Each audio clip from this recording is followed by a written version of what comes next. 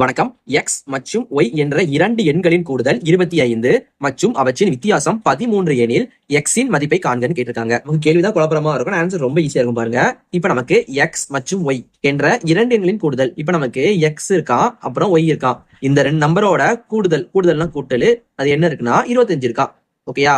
அதே மாதிரி அவற்றின் வித்தியாசம்னா x-ஐயும் y-யும் கழிக்கணும்னு அர்த்தம். சரியா? வித்தியாசம்னா ரெண்டையும் மைனஸ் பண்றது. அது எவ்வளவு இருக்கா? 13 இருக்கா. 13 அப்படின்னா இதுல எக்ஸோட மதிப்பு என்னதான் இருக்கும் அப்படின்னு கேட்டிருக்காங்க. இப்ப இது வந்து நமக்கு ஃபர்ஸ்ட் ஈக்குவேஷன், இது நமக்கு செகண்ட் ஈக்குவேஷன். இப்ப நம்ம இந்த ரெண்டையும் கூட்ட போறோம்.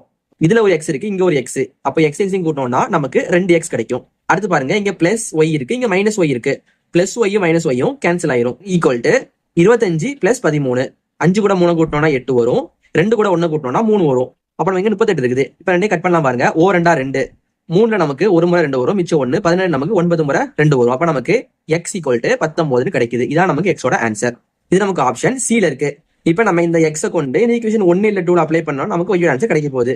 அந்த y யோட மதிப்பு என்ன வருதுன்னு நீங்க கீழே கமெண்ட் பண்ணுங்க.